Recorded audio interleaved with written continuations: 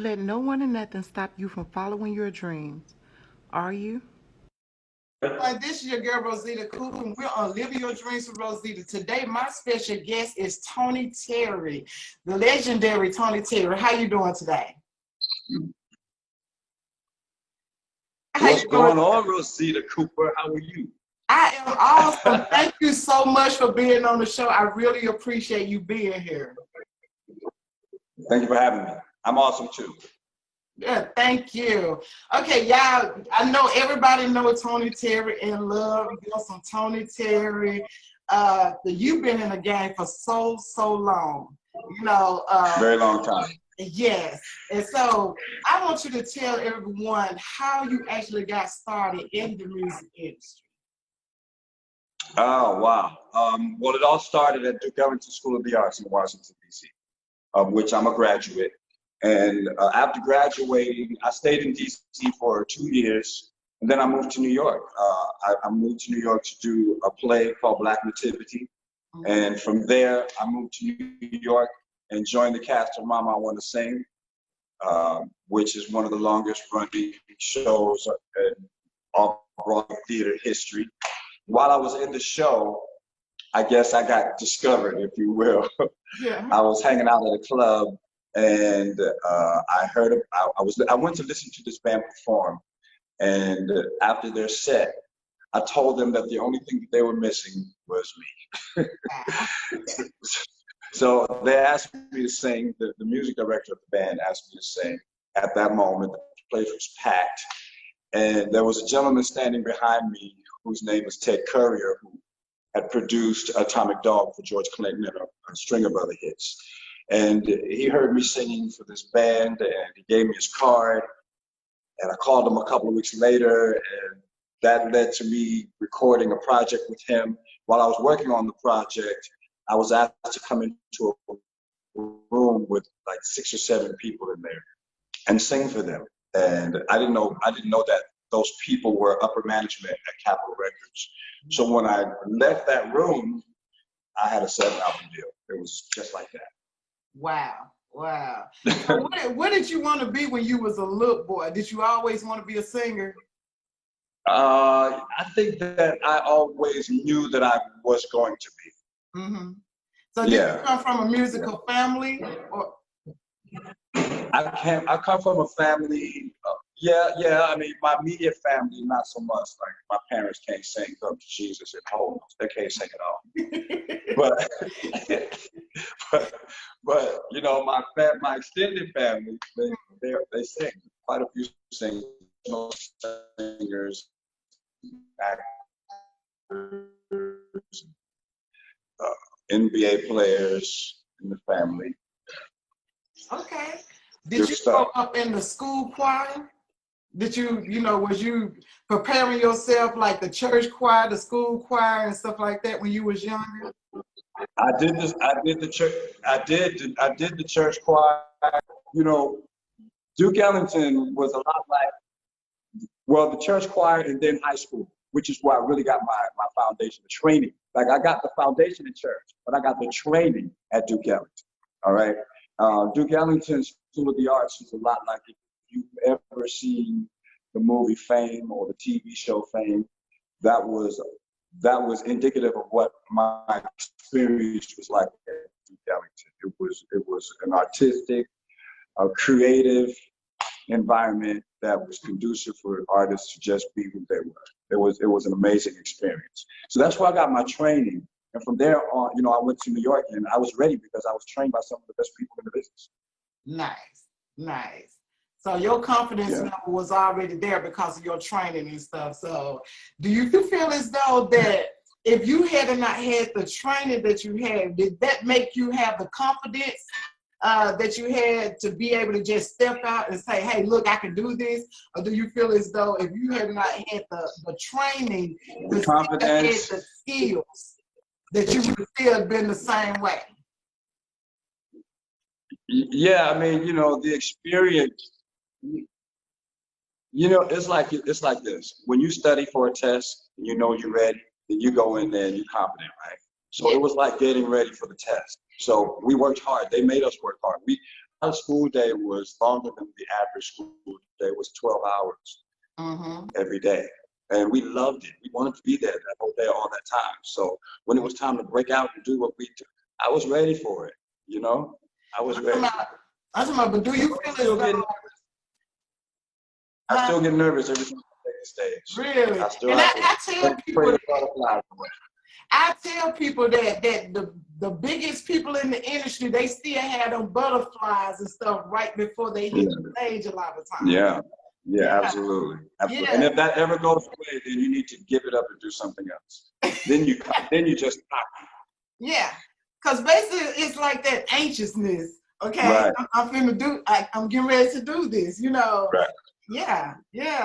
Okay, so tell us about your childhood growing up. Uh-oh. What you want to know about my childhood, Rosita? Yeah. Give us some info on Living Your Dreams and Rosita. I grew up with two sisters. You know, my parents were married for 54 years. You know, I was the only boy, so I might have what I wanted. You was the only boy? Hey, what? What'd you say? You said you was the only boy? I am the only boy. Oh, I am the only king of the house. Nice. Okay, so do your sisters... And my sisters knew it too. Your sisters do anything? Anybody? No, neither. No, they do not. They have corporate jobs. One of my sisters works at a hospital, and the other one works for corporate America. Okay, so your song is When I'm With You. With You? That song, When I'm With You. You know what I'm saying? Okay, you know what song I'm talking about. You know, the whole world, even I was talking to a guy I interviewed like a month ago. He's a celebrity bodyguard. And I mentioned that I was interviewing you, and he mentioned that song. That's the first song that he mentioned. You know, so what brought about that song? With You was written by a friend of mine named Raymond Reeder, and from DC. And he wrote the song about this young lady that he had a crush on. What he didn't know was that I had a crush on the same young lady at the same time. He didn't know that. So he wrote the song about her. And, you know, people think that I wrote it about my daughter, which is not the case. I didn't write it at all. But I had during that time, I was in a custody battle for my daughter, and I won custody of her at that time. And it was like she was the inspiration for me to record it, but I write it. Nice. Okay, so you know on the show, you know I want you to sing just a little bit of it, right? Look how you looking. Let me see. Did they send you my Cash App real quick?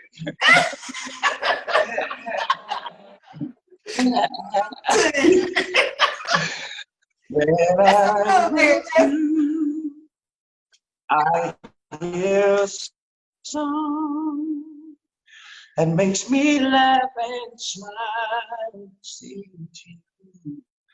When I'm with you, I feel so free. I feel that love is gonna take control of me. When I'm with you, it's for real. What I feel when I'm with you. Yay! Thank you so much. Okay. You know I had to ask you to do it. You're welcome.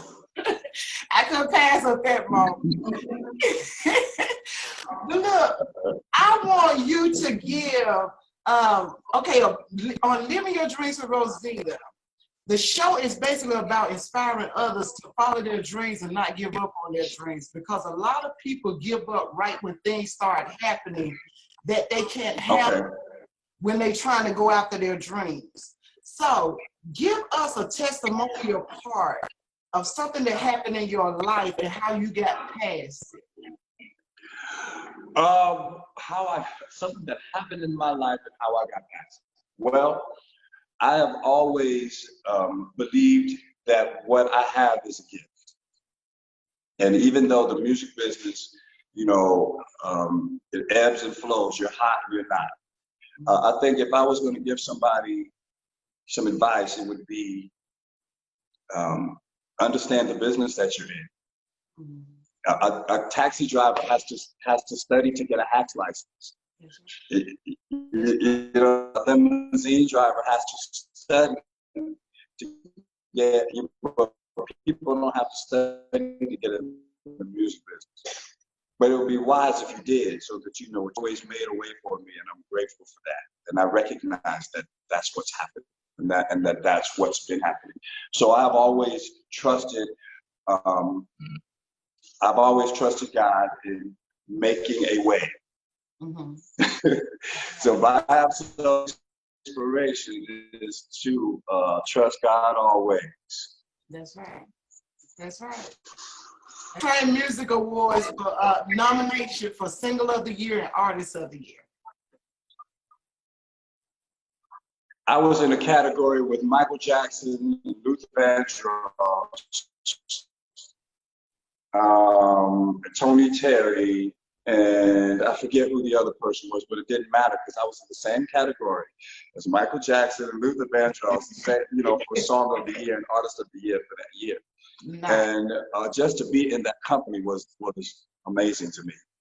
Exactly. Being in that category, that is also Right. It's so amazing, And I am so proud of you. I'm proud of everything that you've done. I watched you. Thank you. I appreciate that.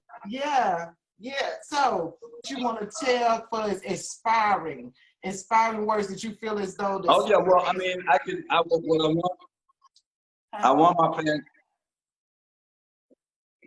Well, again, really, I mean, it really comes down to practicality. I mean, you got to prepare for the business that you're in. And I've always, some people chase money. Mm-hmm. I don't.